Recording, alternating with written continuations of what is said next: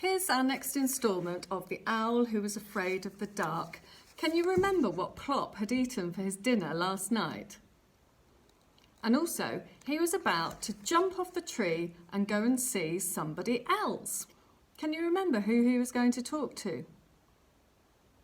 I'll just start off from where we left yesterday. So Plop shut his eyes, took a deep breath and fell off his branch. He did not get his wings working in time. He fell faster and faster and finally plunged at the old lady's feet with an earth-shaking thump. "Gracious!" cried the old lady. "A thunderbolt!" Actually, I'm a barn owl," said the thunderbolt when he'd got his breath back. "Really?" said the old lady, peering at Plop over the top of her glasses. "I do beg your pardon. My eyes are not as good as they used to be. How nice of you to, drop in." "Well, it wasn't nice of me exactly," Plop said truthfully. "I came to ask you about something." "Did you?" said the old lady. "Now, what could that be, I wonder?" "I wanted to ask you about the dark. You see, I'm a bit afraid of it, and that's rather awkward for an owl. We're supposed to be night birds. Can you remember what the word for an animal that comes out at night is? Nocturnal. "That is a problem," said the old lady. "Have you tried carrots?" "What?" Don't say what, say "I beg your pardon" if you don't hear the first time. I said, have you tried carrots? Wonderful things, carrots. I don't think owls have carrots, not barn owls anyway. "Oh, pity. I've always sworn by carrots for helping one to see in the dark." "I can see in the dark," said Plop. "I can see for miles and miles." "Now don't boast. It's not nice for little boys to boast." The old lady leaned forward and peered closely at Plop. "I suppose you are a little boy. It's so difficult to tell these days. They all look the same." "Yes," said Plop. "I'm a boy owl and I want to go hunting with Daddy, but he always goes hunting in the dark and I'm afraid of it." "Oh, very odd," said the old lady. "Now I love the dark. I expect you will when you're my age. Dark is kind." "Tell me," Plop said. "Please," said the old lady. Such a little word, but it works wonders. "Tell me, please," said Plop obediently. "Well now, dark is kind in all sorts of ways. Dark hides things like shabby furniture and a hole in the carpet. It hides my wrinkles and my gnarled old hands. I can forget that I'm old in the dark." "I don't think owls get wrinkles," said Plop. "Not barn owls anyway. They just get a bit moth-eaten looking." "Don't interrupt," said the old lady. "It's very rude to interrupt. Where was I? Yes. Dark is very kind when you're old. I can sit in the dark and remember. I remember my dear husband and my children when they were small and all the good times we had together. I'm never lonely in the dark." "I haven't much to remember yet," said Plop. "I'm rather new, you see." "Dark is quiet too," said the old lady, looking hard at Plop. "Dark is restful, unlike a little owl I know." "Me?" said Plop. "You," said the old lady. "When I was a little girl, children were seen and not heard." "I'm not children," said Plop. "I'm a barn owl." "Same thing," said the old lady. "You remind me very much of my son William when he was about 4. He had the same knackety knees." "Are my knees knackety?" asked Plop, squinting downwards. "I can't see them. My tummy gets in the way." "Very," said the old lady, "but I expect they'll straighten out in time. William's did. Now, I'm going indoors to have a rest." Plop was surprised. "I thought it was only owls who slept in the daytime," he said. "Are you a night bird too?" The old lady smiled. "No, just an old bird, a very tired old bird." "Goodbye then, I'll go now," said Plop. "Thank you for telling me about the dark." He fluttered up to the old lady's shoulder and nibbled her ear very gently. The old lady was enchanted. "Oh, an owl kiss," she said. "How very kind." Plop jumped down again and bobbed his funny little bow. "Such charming manners," said the old lady. Then Plop took a little run, spread his wings and flew up to the landing branch.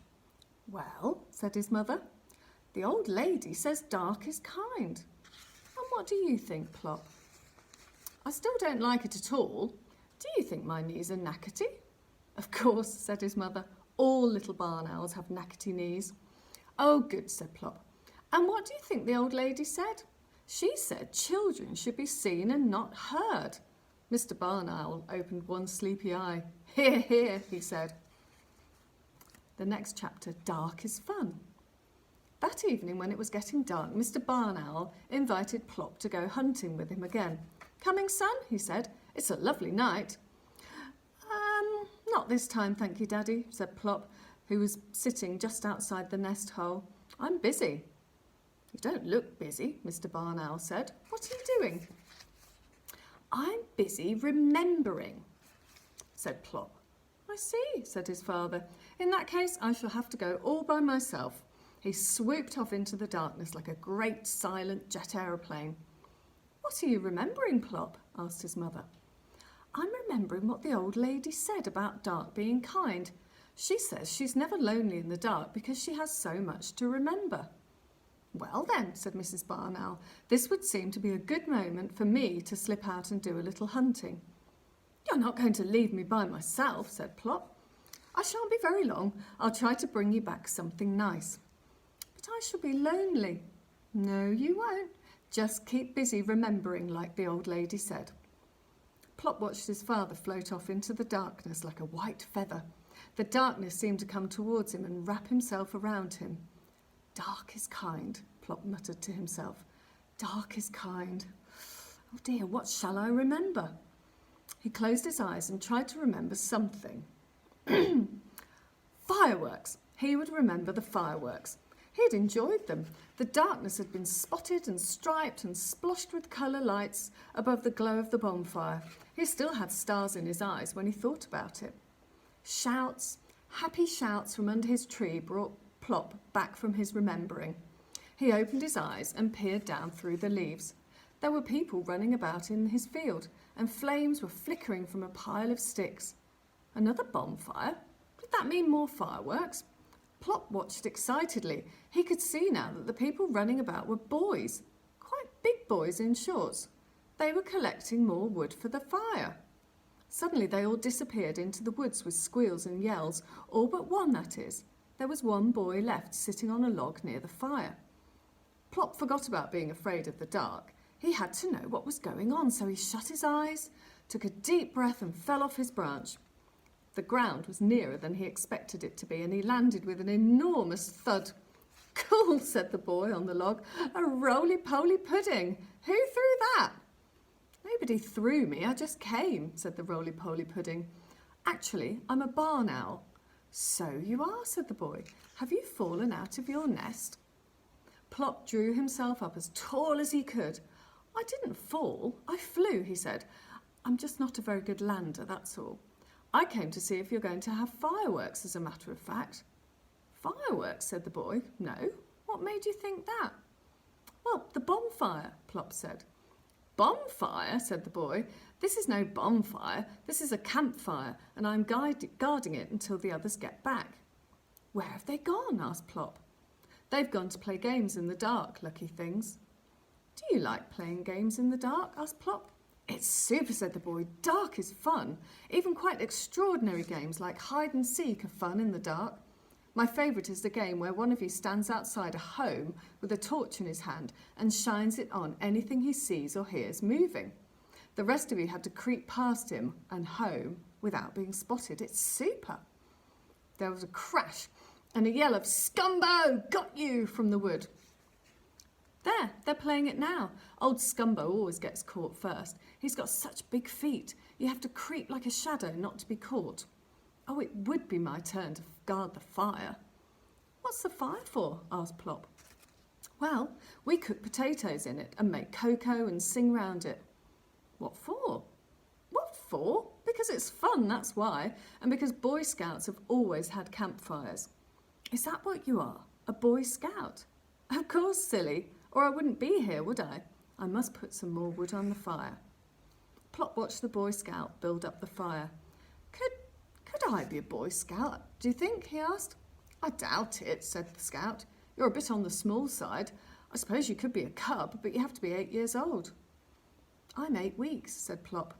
Looks as if you'll have a long wait then, doesn't it? Said the Scout. Anyway, he grinned, you'd look jolly silly in the uniform. Plop looked so disappointed that the scout added, never mind, you can stay for the sing-song tonight. Oh, can I? Cried Plop. That would be too great. You'd better go home and ask your mother first, though. So Plop flew to the nest hole and found his mother waiting. Where have you been? She said. She sounded a bit cross, like all mothers when they've been worried. I've been talking to a Boy Scout, and he says dark is fun, and he says I can stay for the campfire. So can I, Mummy, please? Well, yes, all right, she said. Oh, super, said Plop. So Plop was a Boy Scout for a night. He sat on his new friend's shoulder and was introduced to all the others. They made a great fuss of him, and he had a wonderful time. He didn't care for cocoa, but he enjoyed a small potato. His friend blew on it for him to cool it, because he knew that owls swallow their food whole, and a hot potato in the tummy would have been very uncomfortable for Plop. The scouts huddled round the fire and sang while the sparks danced. They sang funny songs and sad songs, long songs and short songs. Plop didn't sing because he wanted to listen, but every now and then he got a bit excited and fluttered round the boys' heads, crying, eek, eek, and everybody laughed. They sang until the fire had sunk to a deep red glow and Plop had turned quite pink in its light. Then it was time to go home, for the boys and for Plop. And when Plop had said goodbye to them all and bowed till he ached, he spread his wings and flew up to the landing branch. Well, said his mother, I told you, the Boy Scout said dark is fun. And what do you think, Plop? I still don't like it at all, but I think campfires are super. Did you bring me anything special? I did. Plop swallowed it in one gulp. That was nice, he said. What was it? A grasshopper. I like grasshopper, said Plop. What's next? And we'll find out what's next tomorrow.